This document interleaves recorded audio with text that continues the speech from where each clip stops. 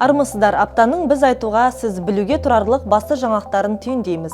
Бұл жүз News. Бүгін талқыға түсер тақырып мыналар. 9 отырыс, 99 пікір. Қоғамда жаңа конституция төңірегіндегі талқы басылар емес. Джордж Оруэлл һәм қазақ билігі елдегі өзгерістерді тәуелсіз сарапшы Серік Бейсенбаевпен талқыладық. Бүгінгінің бай бағландары блогерлердің басына қара бұлт үйірілді. Бірі үйға маққа алынды, енді бірі табысымен бөлісуге мәжбүр. Әзіл түбі зіл. Қазақстандық танымал әзілкешке Ресей неге ренжіді? Енді рет-ретімен кеше Конституциялық комиссияның кезекті 9-шы отырысы өтті. Елдің басты құжаты төңірегіндегі талқы басылар емес, керісінше күш алып келе жатқандай. Ұсыныс көп, естір құлақ болса. Осы аптада 1995 жылғы жазған қолданыстағы Конституцияның авторларының бірі Майдан Сүлейменов үн қатты. Мен бұл Конституциядан ұялмаймын деген академик 120-дан астам мүшесі бар бүгінгі Конституциялық комиссияны фарс деп атады. Конституциялық комиссия бұл фарс. 100-ден астам адам. Заң мәтіндері шағын, жинақы топпен жазылады. Конституция бойынша сарапшылар тобы 12 адам болды. Конституция манифест емес, бағдарлама емес, ол заң. Бұл жобаның негізгі кемшілігі еркін сайлауды жоюында. Тек партиялық тізім бойынша сайлану бұл демократиядан бас тарту деген сөз. Қолданыстағы ата заңның авторына жаңа конституцияны жазып жатқандар жауап қатты. Ерлан Кариннің айтуынша, сол құжатты жазған 12 адамның үшеуі шетелдік болыпты. Бізге біреу сырттан келіп ақыл айтып жатқан жоқ. Сол үшін де бұл шын мәнінде халықтық конституция деп нықтады ол сөзін. Әрине олар бір мықты мамандар болған шығар. Құқық практикасы бойынша, теориясы бойынша. Бірақ біздің елдің тарихын, мәдениетін, болмысын қаншалықты жетік білді, ол жөнінде кесіп айта алмаймыз. Мұндай маңызды құжат әзірлеген кезде тарихта, мәдениетте, болмыста үлкен рөл атқарады. Қазір еліміздің жаңа конституциясы осыдан 30 жыл бұрын жабық кеңседегі 12 адамның жұмыс тобының күшімен емес, ашық тікелей эфирде әрбір отырысы өтіп жатқан әр өңірден, әр түрлі саланың өкілдерінен құралған үлкен комиссияның күшімен жазылып жатыр. Ең бастысы бәрімізде ел, осы жерде ел азаматтарымыз, сырттан келіп шақырылған ешқандай да шетел маманы жоқ. Осы аптада бір топ журналистер Қасым-Жомарт Тоқаев пен конституциялық реформа жөніндегі комиссия мүшелеріне үндеу жолдады. Бұқаралық ақпарат құралдарының өкілдері конституциядағы сөз бостандығына кепілдік беретін 20-шы баптың қолданыстағы нұсқасын сақтап қалуды талап етіп отыр. Журналистердің пікірінше, жаңа жобадағы 23-ші бап сөз бостандығының аясын тарылтып, бақ өкілдеріне жасалатын қысымды күшейтуі мүмкін. Ұсынылған өзгерістер жария лауазымды тұлғаларды сынауды шектеу үшін пайдаланылуы мүмкін. Ал қазіргі конституциялық даму керісінше қоғамдық мүдде қағидатын және қоғамның маңызды ақпаратты білу құқығын бекітуді талап етеді. Осы аптада біздің редакция Алматыға арнайы барып, әлеуметтанушы Серік Бейсенбаевпен сұхбат құрды. Тәуелсіз сарапшы жаңа конституцияның өзін азаматтық қоғамды алаңдататын тұстарын жіліктеп айтып берді. Соның бірі мынау. Менің негізгі қауіпім бұл конституцияға байланысты, ол осы президенттің құзыреттігін одан артуымен байланысты. Және бұндағы тағы бір парадоксальды нәрсе, ол президенттің билігі көпте, бірақ жауапкершілігі өте аз.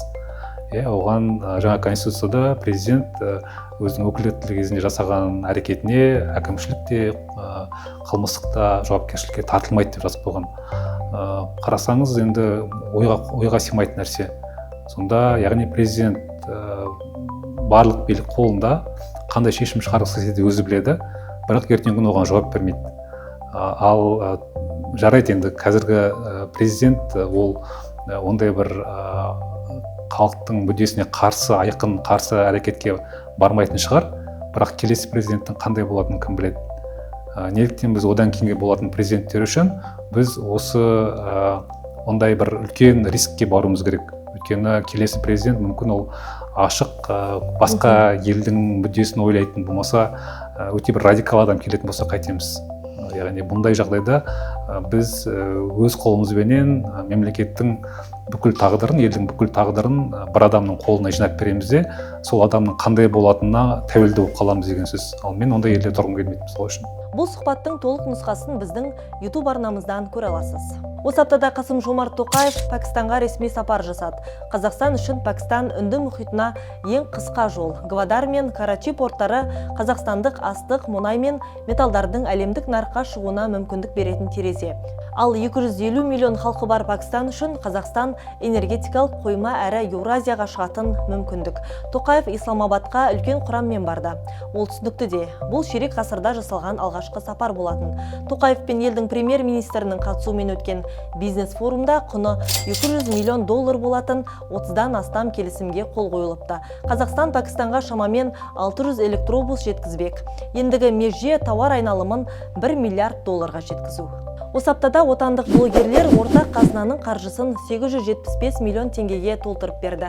Қазір 622 инфлюенсер 875-те 5 миллион теңге салық төледі деп толықтырды Мемлекеттік кірістер комитеті. Салық жүйесін қоғамға құбыжық ретінде көрсетудің жөні жоқ. Салық мемлекеттің тірегі, бюджеттің негізгі қайнары. Осы аптада ерлі зайыпты блогерлер Жанәбіловтер отбасы үйғамаққа алынды. Олар Инстаграм желісіндегі 15 миллионнан астам жазылушысы бар аудиторияның сеніміне сүйеніп, заңсыз табыс тапқан. 2025 жылы онлайн курс сатқан, бірақ тергеу органдары олардың мазмұны мәнсіз, контенттің едәуір бөлігі көшіріп алынғанын анықтаған. Есесіне олар 250 миллион теңгеге жуық табыс тауып, оның 60 миллион теңгесін депозитке салған. Сот 10 автокөлікке, оның ішінде Lamborghini, Lexus көліктерін тәркіледі. Осы аптада отандық және ресейлік бақ бетінде қызу талқыланған тақырыптың бірі қазақстандық комик Нұрлан Сабыровқа қатысты болды. Оған Ресей билігі елге кіруге 50 жылға тыйым салды. Әзілкештің өзі бұл шешімді әуежайға келіп бірақ естіген. Елдің федералды тергеу қызметі қазақстандыққа қатысты мұндай үзілді-кесілді шешімнің неге қабылданғанын ресми мәлімдеген жоқ. Сондықтан сансаққа жүгірген пікір көп. Бірі оның әзілдері Кремльдің идеологтарына ұнамады десе, енді бірі заңсыз табыс тапқан дейді. Енді бірінің айтуынша, ол Ресей азаматтығын алудан бас тартыптымыз. Дубайға депортациядан бас тартқан Нұрлан Сабыров Алматыға ұшып келді деген дерек бар. Ал осы аптада 100 медиа редакциясы назарларыңызға табыс декларациясын тапсырмай, бұл науқаннан үнсіз қалған әкімдер туралы материалды ұсынады. Кім табысын жасырды және неге? Сайттағы сараптамалық материалдан оқи аласыз. Келесі аптада 100 Ньюсте жүздескенше, жүзіміз жарқын болсын.